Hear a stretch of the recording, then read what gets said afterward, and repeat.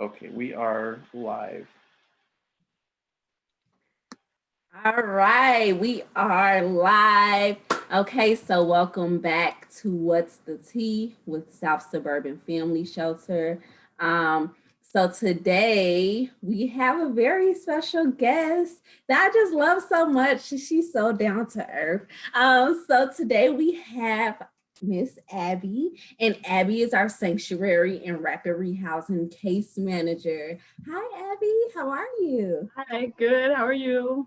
I am doing good, doing good. You know, the real tea is the snow that we woke up to this morning. It was quite the surprise, but looks like it's disappeared now. But good way to get us into the holiday spirit, I guess, this It week. definitely gets us into the holiday spirit. I just wasn't expecting it. You know, I woke up and I was like, oh wow, we have snow on the ground, right? It was like 50 plus last week, I think, and now there's snow. But hey, that's Chicago, right? So Right.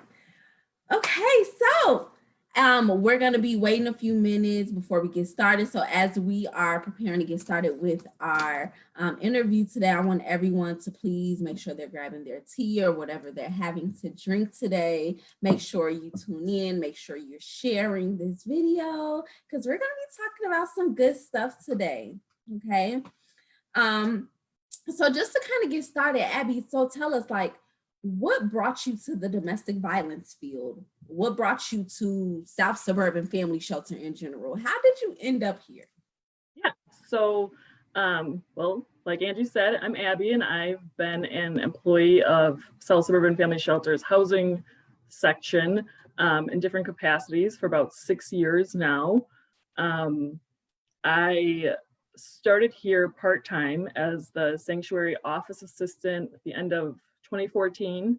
And I realized that there was so much more work that could be done in my part-time role than time was allotting. So I, in collaboration with Carol and the rest of the leadership staff, we kind of expanded the position to be a full-time sanctuary program assistant. So that's kind of how I started at South Suburban Family Shelter. But what brought me to DV work, I started volunteering in high school through different groups in high school, and that kind of sparked my desire to work in social services. At the time, I didn't know how that would look as a career, but I just knew that I wouldn't really feel fulfilled in my life unless I was involved in some way with social justice work. So I eventually got my bachelor's from Roosevelt University, which is a social justice centered school. I majored in women's and gender studies and political science. So I knew I wanted to do nonprofit work. But as with most millennials, I couldn't find a job right out of school in my field. So I think Rebecca actually said the same thing, but I started volunteering with different organizations in Chicago, like Refugee One and what was at the time the Chicago Metropolitan Battered Women's Network, which we're actually a part of, now known as the Network. But I was a court watcher at the domestic violence courthouse on 555 West Harrison. And then that really just paved the way for my passion and interest in domestic violence victim services. And then I applied and got the sanctuary office assistant position. So. Wow. Okay. So first off, you're very seasoned within our agency professionally, being just very knowledgeable about the work of domestic violence due to your experience. I too. I minored in women's studies when I was in college, and yeah, I definitely understand that feeling of okay, I know I want to help. I know I want to be a part of the social service field in some type of way. I know I have a passion for helping others and giving to others, but not really knowing where to take those ideas and those passions. I definitely can understand that. Yeah. I know when I was getting my bachelor's and people would, in my political science classes, would talk about like, I'm going to be work for the state, or I'm going to work for political organizations or other things that make a lot of money. And when people would ask me, I was like, oh, I'm going to do nonprofit. And everybody's like, why are you going to do that? And I'm like, that's my passion. Like, that's what I want to do. I want to do like meaningful work, as cliche as that sounds, but right. No, seriously. But I knew that that's what I wanted to do. So that's awesome. Yeah, I was lucky enough to finally get a job in my field. So yeah, and that is the blessing of it all, just being able to, be in the work that you're in, doing what you do, because you do a lot for our agency and for our clients. So we just really appreciate you, that you're a part of our team. Well, not my team, but the agency's team. Kind of. I do the 40-hour training, which is kind of your team. So at the end of the day, we're all team players. It's fine. It's no worries. Same agency. So. So describe your role in rapid rehousing. What typically happens during a home visit?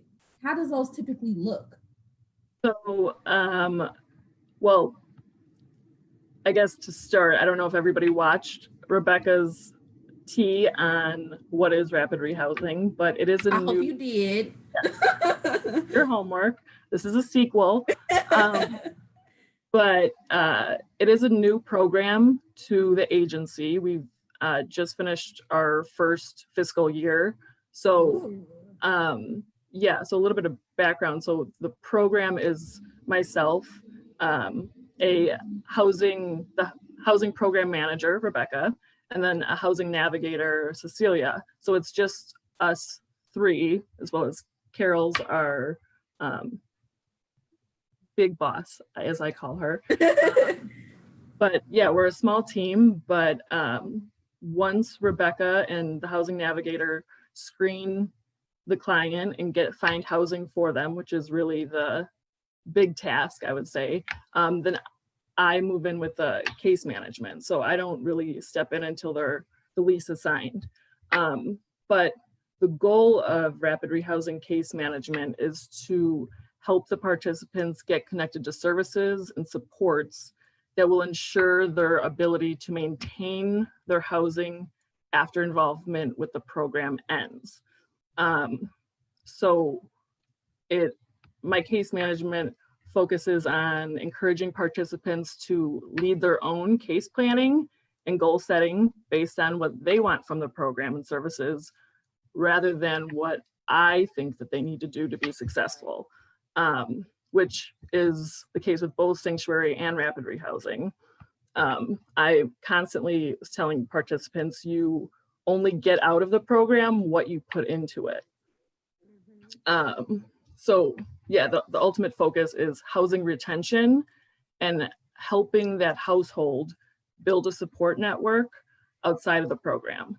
So I connect them with community resources such as legal services, healthcare, job skills, transportation, childcare, and any other form of assistance that will help them after the rapid rehousing program. I think, did you ask what a normal visit looks like? Yeah, what do those typically look like? So yeah, each visit is totally different and is tailored based on what's the most urgent goal or obstacle that needs to be addressed for that participant. The first meeting is typically where we develop their service plan and outline the goals for their time in the program. Creating a monthly budget also occurs early on and is redeveloped throughout their time in the program, depending on changes in income or expenses. And a lot of case management actually happens outside of the home visit, whether it be me researching a solution for them or emailing them resources. But there's, the home visits and then the work that goes in outside of the home visits as well. So it just kind of depends on the client, where they're at the time. Okay, so that's really interesting. So I'm hearing a lot too that with your clients, you are using that empowerment approach of letting them really be able to dive into their independence of making decisions for themselves. So typically, when you have these clients that are trying to goal set and, basically check things off the list, is it a lot of, so Abby, what do you think? What do you think? Or at this point, they have learned it's not about what Abby thinks, it's about what you think. I was in my role as the sanctuary case manager for quite a while, and I think that position, there was a lot of that because our office is literally within the apartment where sanctuary participants live, and so we just become close with them just because of proximity, right? So they definitely didn't want to like disappoint staff or, essentially wanted to make us proud, which is great, but it's like, don't tell me what I want to hear. I want to know what you want so I can help you achieve whatever goals that you have for yourself, as long as the ultimate goal is preventing future homelessness. That's the number one objective overall. So as long as we can focus on that, then I'm okay with whatever their goals are. So far for rapid rehousing, because they are in their own apartment and they know that it's even more time limited, I think, than the sanctuary program. I haven't run into that too much. They're pretty, so far my clients have been pretty sure of their own goals, and they know what they need to do in order to keep that apartment that they have. So it's not too much. I'm sure with having you in their corner, you give them the confidence to keep going and keep making these decisions for themselves as well as their own resilience, of course, in the situation. Oh yeah, absolutely. Yeah, I think, yeah, we'll definitely touch on that probably a lot. I know, right? Yeah, so can you tell us what exactly are the benefits of home visits during, in this program? Like, what are some of the benefits for it?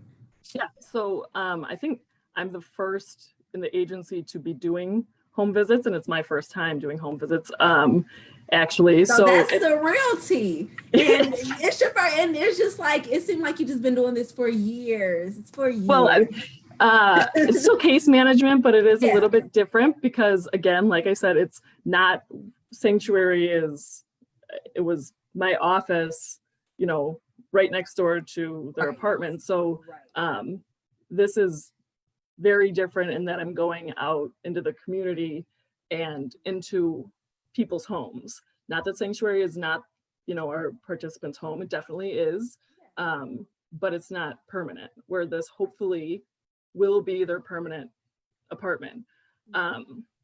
So there's numerous benefits to home visits, both I think intended and unintended, but home visits in general play a key role in assisting with safety planning, evaluating the needs of the household, providing referrals to services in the direct community. I think it's important to note that the Rapid program is not limited to South Suburban Cook County. I have clients spread all throughout suburban Cook. So that includes like the northern suburbs, although we try and make it South Suburban specific. The clients do have the option to find an apartment, in west or north suburbs. But one benefit of the home visits is to where I can see what that community is like, and I can figure out how accessible transportation is or the availability of job opportunities. For example, I have a client that was sleeping in her car on nights that she worked consecutive days because she couldn't afford to pay for gas back and forth from home. So when I did her home visit, I saw that there was the same type of employer right around the corner from her new apartment. She was also new to the area and she just hadn't driven that way yet. So I can, by doing a home visit, I can provide referrals and help them get familiarized with their community. She was like, I didn't know that was there. Like, how did you find that? And I was like, I think I just take a different route than you did to go to work. So, it's right there. Let's look in and see if they have any job opportunities to make it, so then you don't have to have that long commute. You don't have to put money out to make money, you know, in your with your transportation. So additionally, I think one unintended benefit is that I get to look into the individual's mental state at that time. So oftentimes over the phone, a participant will just say, yeah, everything's fine. No, I don't need anything. I'm all good. But when I see them in person, I can tell that that may or may not be the case. I previously have worked with a participant that I could tell how she was functioning just by walking into her apartment. I mean, when her place was clean and orderly, I knew that she was functioning well and working towards achieving her goals. And then other times the apartment would be chaos. I mean, just messy and, you know, disorganized. And by meeting with her, I was able to figure out those underlying causes to the mess and was better able to address them with her. It also gives me the ability to observe what their needs are at that time, whether it be lack of food, medical care, or household goods. And yeah, often the goals that the participant needs help with are accessible through the internet and therefore through the use of a computer. So being within the household makes it much easier for me to show a client, for example, how to renew their benefits through the DHS website in person with my computer, rather than trying to explain something over the phone. Yep, without that example in front of them. I learn by seeing and doing. Right? Yep. So just explaining something over the phone when they, you know, might not have that pulled up, or they might not even have access to that website, it makes it much easier when I'm actually there and able to show them and just hopefully get it done while I'm there instead of relying on them to do something after I leave. And lastly, another kind of unintended benefit, but I think what participants would probably hopefully say is the most enjoyable part of the home visits is the socialization and the connection that is built between them and myself. As we know, with domestic violence, survivors are often isolated from their friends and family by the abuser. And a lot of my clients lack a solid support system. So having someone that they know supports and encourages them in their home gives them a sense of comfort and normalcy. It's a small step in repairing that feeling of loneliness and isolation that they may have experienced within the relationship. So I am not saying that because that's what I think, but they tell me that often. Like if I'm like, hey, I'm just dropping something off, you know, you can just come down and grab this gift card or whatever. They're like, no, come up. Like, I want you to come up and, you know, chat and have somebody here and, you know, have that sense of connection and, yeah, like, I don't want to say warmth, but. No, that too. Yeah, absolutely. That warmth spirit, somebody that cares, because especially during this time of a pandemic, your presence is so important to them, especially when I know that Miss Abby is coming by today because she cares about if me and my kids ate today. Or I know that she's coming by because she genuinely cares about how I'm doing. She wants to see how my mental state is. So that is really important. And then what I'm hearing too is by your position is very, I say research based, because you really are finding these resources, these connections for them to be able to better serve them in their individual situation. So I know that takes for you a lot of engagement with other people, landlords, companies, you know, to make sure that your clients are being taken care of properly. I can't overstate enough the importance of being able to research and troubleshoot and just figure things out in a case management position. When I first started, like I said, I was the office assistant. So I didn't have training, you know, I don't have a master's in social work or anything. Like I wasn't sure how to case manage, but I think the reason I've been hopefully successful is that I am good at, you know, researching and figuring out a solution to a problem, which a lot of times my clients may not be well versed in. So even just showing them how to figure out the issues that they might be having, like renewing benefits for DHS. Or even the situation with your client in her regards to her job.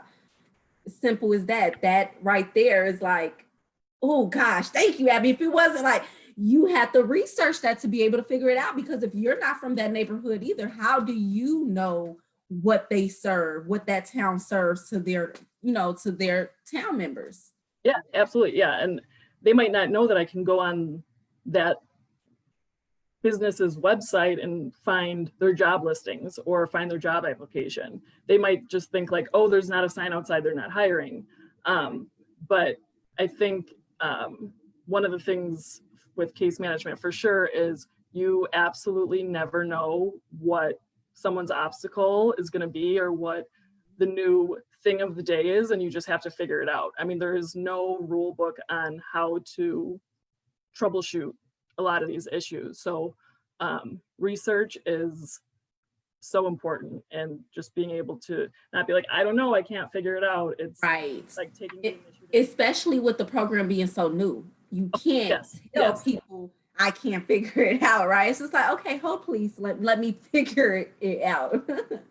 Right. I mean, and especially, I mean, South Suburban Family Shelter is South Suburban Cook County focused. And I mean, I live in Chicago, but like the resources in the north suburbs, I was completely foreign to until I had clients that live there. So like it is a new program and there's a lot of learning involved, but it takes a lot of research outside of like these home visits and time on my own to figure out what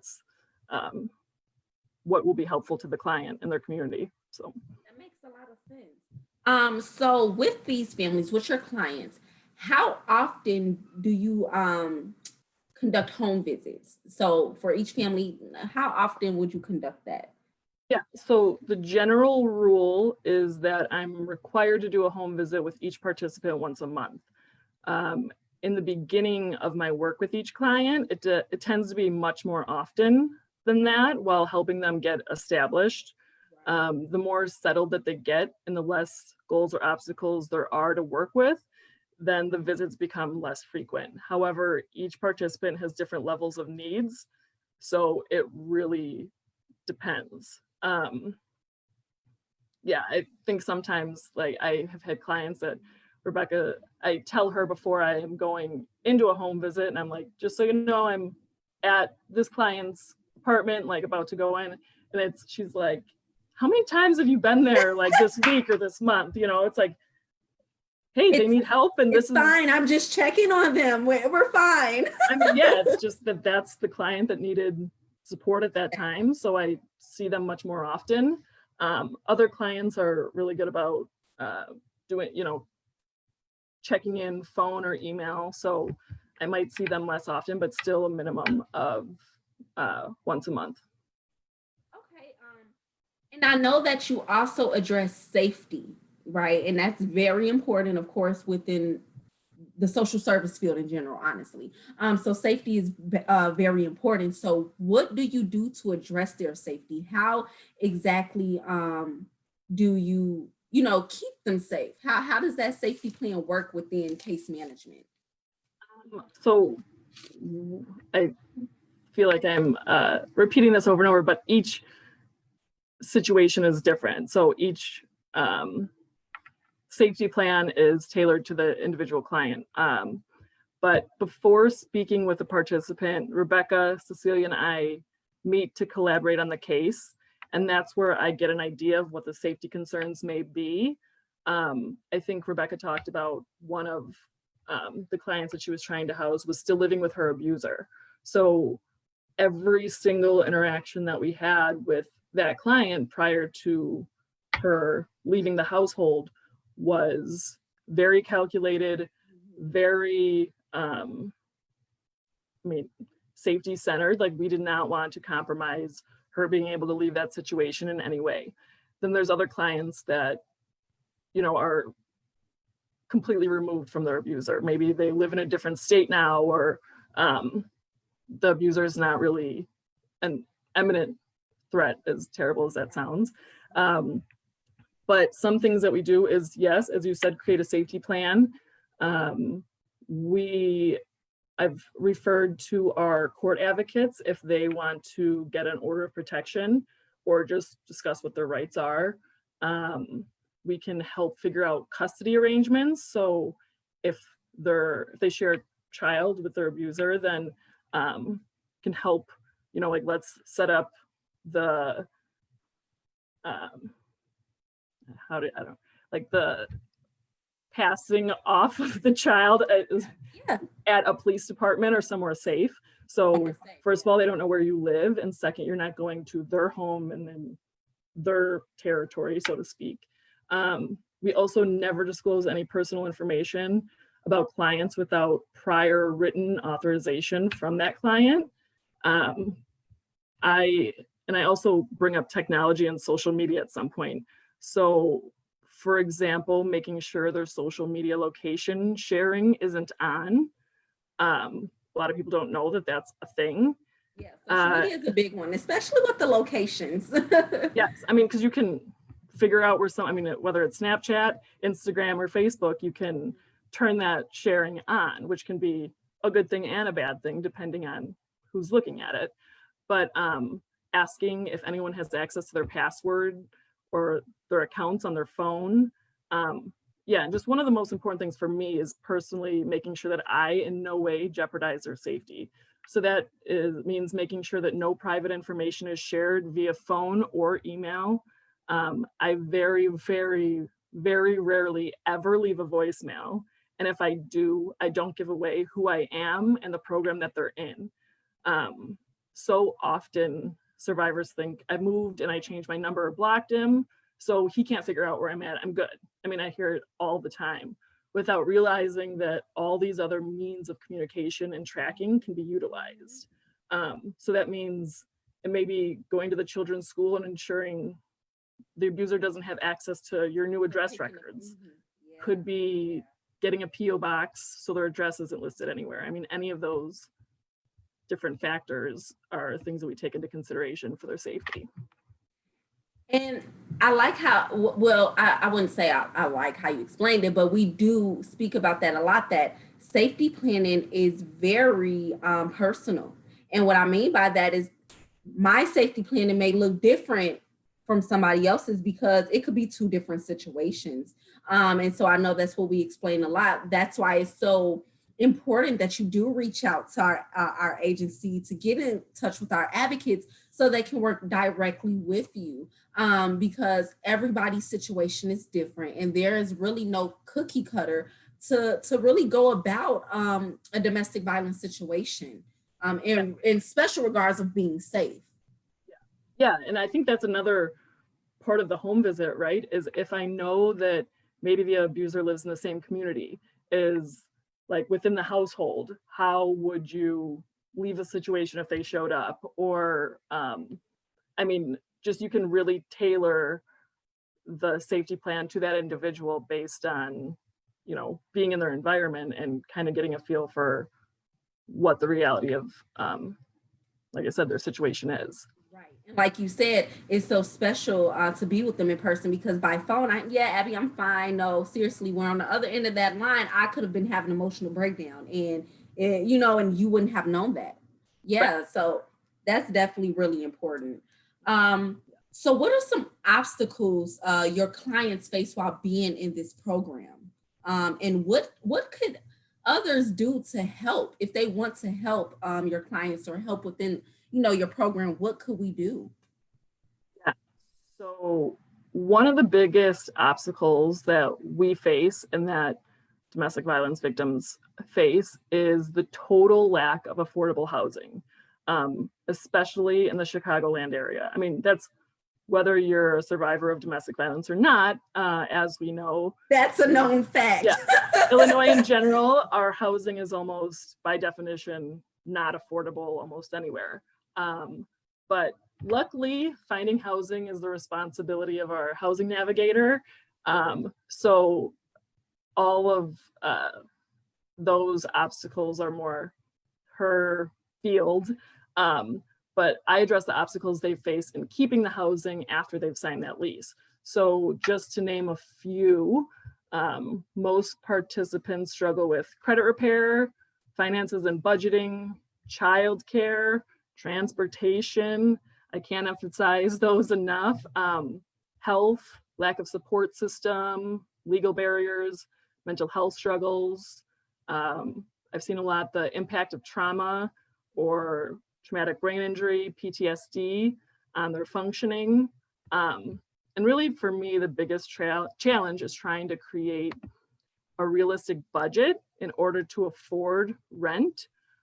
I mean, for someone who might not be able to work due to their own disability or their children's disability, and therefore has a fixed income based on SSI. I mean, how do you increase your income when you can't work? Or maybe somebody works as much as they can, but the cost of living versus income is so unequal that it's nearly impossible to afford the cost of rent. In those situations, we as a team have to get very creative and look outside the box to come up with realistic goals and options for those participants. There's almost never an easy cookie cutter solution to that income disparity and the financial struggles that they have. So yeah, I think I think a COVID specific barrier is definitely the childcare.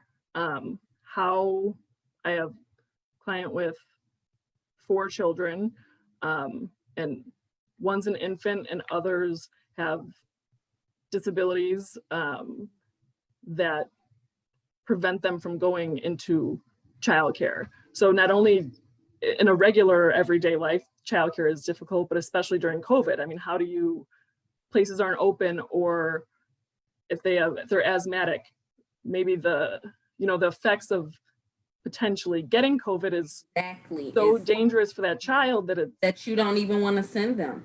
No, so how do I figure out, how that mom is going to afford rent when they have their children with them? I mean, and also e-learning, right? If your kids are, they have like a lot of different dynamics that can really play a role in your clients' lives. Oh yeah. And so if they have to be home to help their kids e-learn and there isn't access to childcare, how can they, as single mothers, get a job that helps them to be able to afford rent after this program, which is the ultimate goal. But I mean, as you can imagine, those are huge barriers and things that I have to try and figure out with them. I think, what was the second part of your question?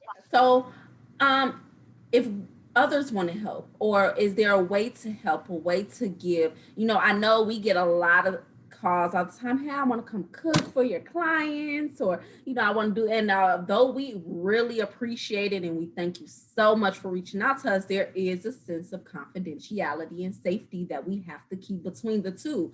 So if it is someone like me that's like, oh, I just want to help, I want to give, what exactly can I do during this time? Yeah, so as I've said a bunch during this, I've worked at Sanctuary for a long time, which is a well-established program. It's been around for 20 years, I believe.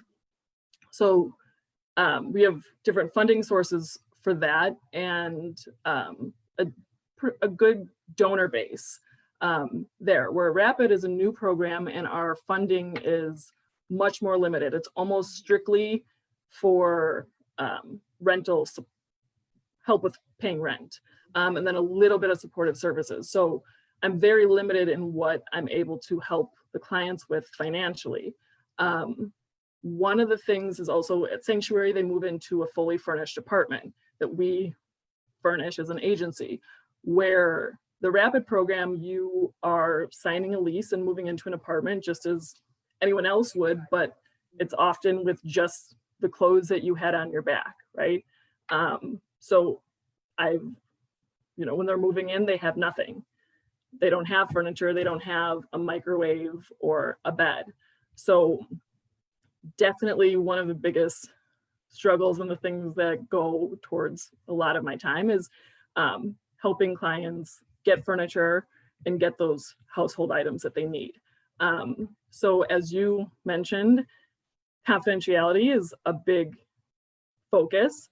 So just donating furniture that you have is not really an option, because I drive a small car, so anything that goes to the clients, I have to be able to transport. Right.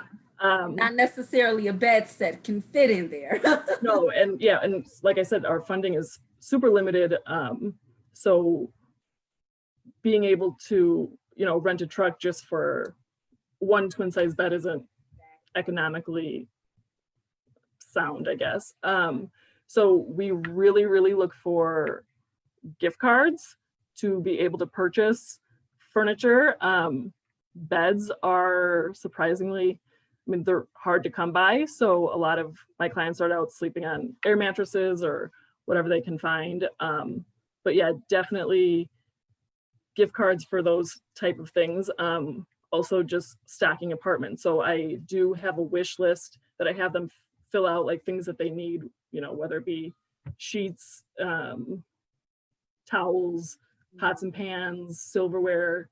I had a client that her whole apartment is high pile carpet, and she has a baby that just started crawling, and she was just like, I need a vacuum so bad. And I was like, I understand, like you have, 3 other kids that are,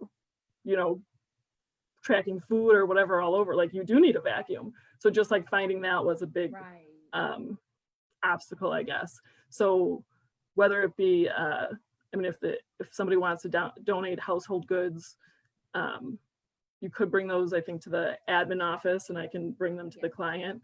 Or I think we're in the works of creating like an Amazon wish list, but really I can't overstate the need for gift cards to be able to purchase things like furniture and household goods. It also, I think Celeste and Rebecca talked about this as well, but it also gives them that empowerment aspect. Like it's for them to be able to purchase things for their own apartment. And a lot of times it's their first apartment. We all know how exciting it is to like move into a new place. You want to make it your own, right? With survivors, so often it's not where they've come from. They haven't been able to feel safe and warm and welcome within that home. So just being able to make the decisions that, yes, I want this picture right here. I want it. Simple as that. Yes. Yeah. So I want to make sure that they, I'm not just giving them like, here, this is what you're forced to take, but exactly. Like, how would you like to create a home for yourself within your new apartment? So that makes a lot of sense. And thank you for that. So I know that we're in a season of maybe hardship for some people. We're in a pandemic right now, but you have heard from Ms. Abby what some things that our clients are in need of. I know we're always having our wonderful donors, our wonderful community, always asking, what is it that we need? So those are some of the things, okay? So Abby, I know I've been asking you a lot about your clients and your department, but now I just want to ask you about you, right? Because you have transitioned from a different department, right? So what was the transition like from being at Sanctuary to now being in the Rapid Rehousing department? Were there any obstacles, any lesson learned? I know that you said this was a brand new thing. So how was that for you? How are you feeling? Yeah, it's exciting, to do the trial and error and figure new things out. I think that it's definitely beneficial that Rebecca and I worked together in the Sanctuary program. So we have been able to work well together and ironing out the kinks, so to speak, with this Rapid program. But yeah, it is new. It's not a well-established program like Sanctuary is. But one thing I had mentioned was being limited to suburban Cook County. So like I said, I'm all over from Palatine to Country Club Hills, you know. So I've had to, like I said, familiarize myself with new resources, school districts, etc. Another big difference is that Sanctuary has a counselor on staff who did the T a little while ago, Letitia, and she's, during non-pandemic times, located within the building itself. So all staff at Sanctuary is more accessible and on site, and there's multiple staff all working with the same clients. Whereas with Rapid, once they're housed, it's pretty much just me and the client working together. Unless there's a landlord issue, then Rebecca or Cecilia might come in and resolve that issue, but pretty much it's myself and the client. But yeah, Rapid, I refer out to for counseling, since there isn't a Rapid Rehousing specific counselor on staff. I do refer to our agency, but it's still not one specific person designated to that family. Yeah, it's, like I said, the funding sources are different. The furnished apartments is different. And I think one of the things that we have been working on with Rapid is creating partnerships with other agencies, like with the Chicago Furniture Bank or Suburban Service League. They are agency partnerships, but also just trying to make sure that they are expanded to also work with the Rapid program as well. So we are, looking and doing research into other partnerships that might be available. Also, I almost forgot that the Rapid program is in partnership with Crisis Center of South Suburbia. We are together in the grant, so that is also another new aspect that we are trying to, learn as we go along. Right. Well, that's amazing. I really feel that from you speaking, like your passion is there, and of course, when you have that passion, it's nothing but up for your program. Like, I really feel that we're going to be looking down in a few years like, wow, this have came a long way, and look how many people we have helped, and I know that probably was a lot on you, like, wait, okay, what do I do with all of this? I got the stuff, but what do I do? Yeah. I mean, and I think, speaking of the pandemic and housing, I mean, our, okay, forgive me for not knowing the exact, but our emergency, outreach team during the pandemic, unified outreach. When we would be getting calls on the hotline for people that needed housing. I mean, it is so important that there's housing options available for survivors specifically, because of all the obstacles that I've outlined, but it's so limited. There's housing options are incredibly difficult to come by as a survivor of domestic violence. So everything is heightened. Everything is very scarce right now. Everything is being up for grabs, and it's really hard to find that stability right now. Oh yeah, I mean, for everyone, but especially in this situation. I mean, right, as you said, everything's sparse right now, but domestic violence rates while being at home are increasing. So we're increasing the demand while decreasing the availability, which, I mean, just creates a heightened need for our program and other housing programs for domestic violence survivors. Absolutely.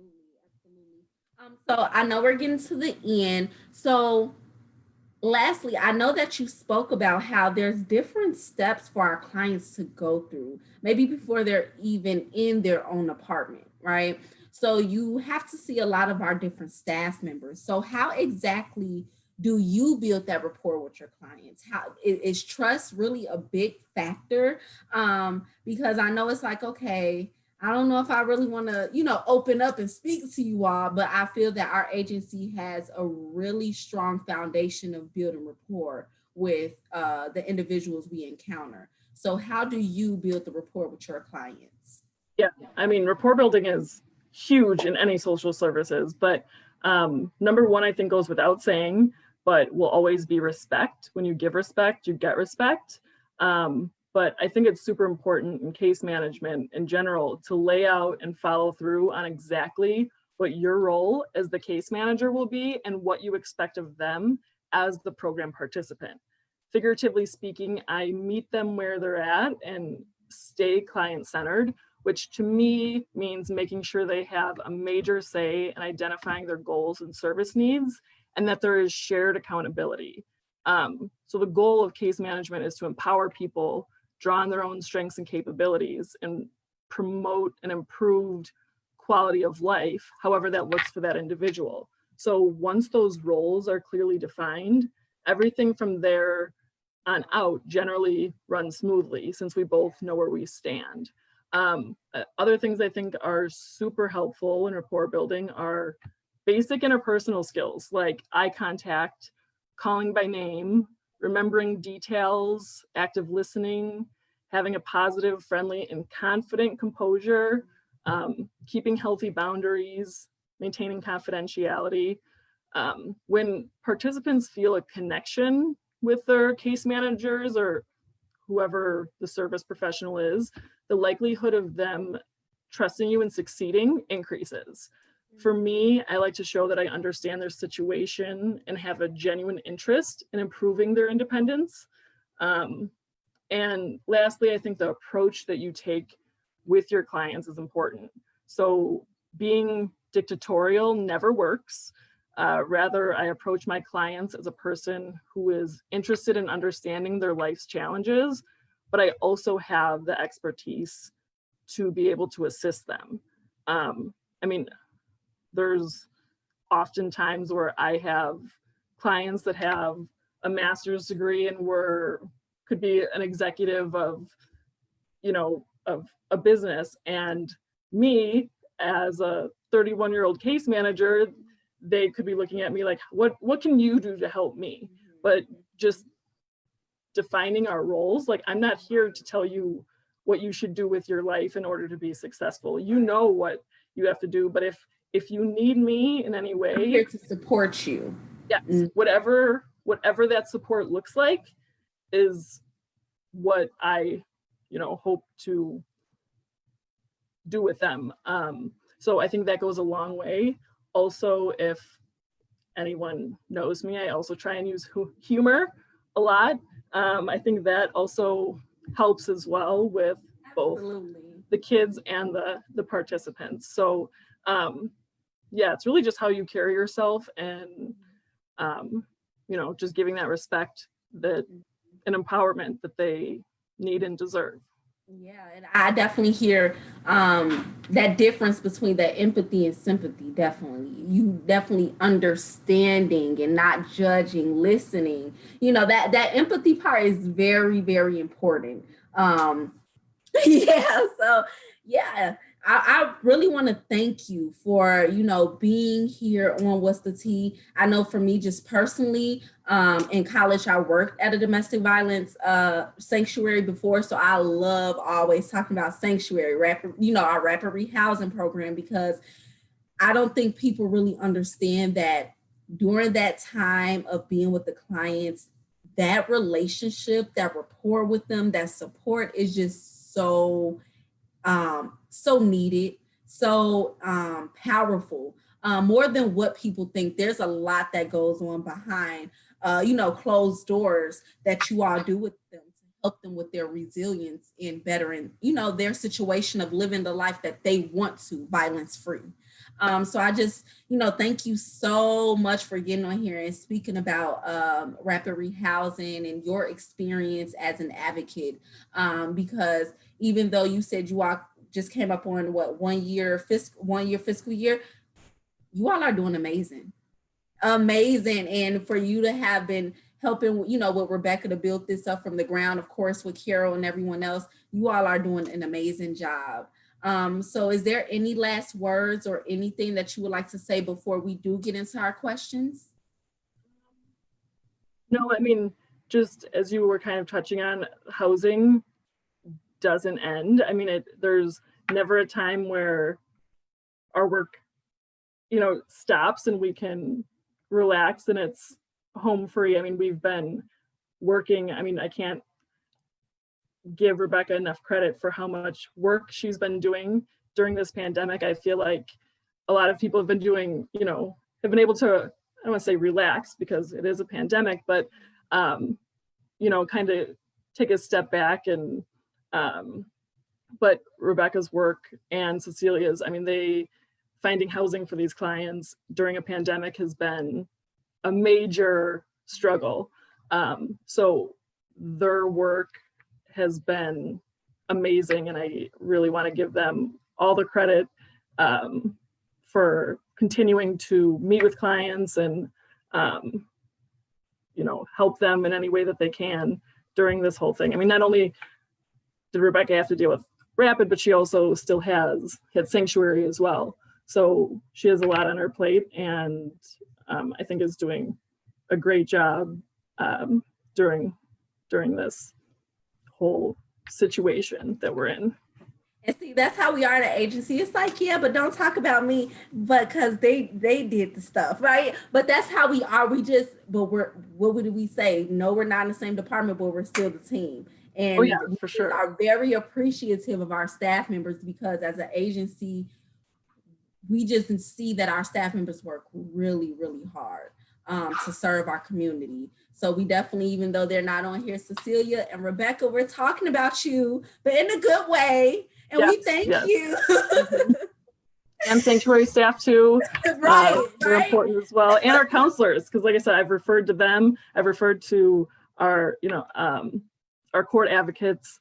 It is really a collaborative team effort. I've been talking to Brittany a lot about getting my clients, furniture and other things that they need. So it really is a full agency effort to make a program like this successful.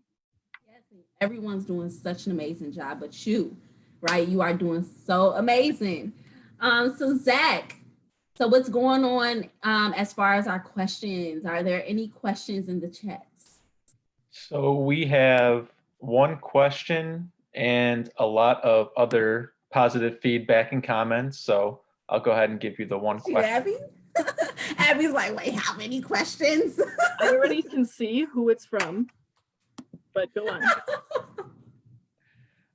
Okay, from an anonymous source here, we have one question. As an essential worker, how are you prioritizing health for your program participants and yourself during this pandemic? Yeah, so one thing, Rebecca and I just had a call about this the other day when we went back into the quarantine, I guess, is making sure that the clients are comfortable with me being in their home. It is a risk. Obviously the guidelines have been, like keep within your circle, but in this, our work can't stop. It can't. We are essential, essentially, in still providing these services to our clients. So if anyone is sick in the household, I don't go to that visit. I reschedule, or if a client has said that they're not comfortable, then we can always do Zoom or Skype calls. But so far, my clients have really liked me being there. Like I said before, for that comfort, I make sure that I always have hand sanitizer and PPE just in general. I provide to them, as well as, have myself.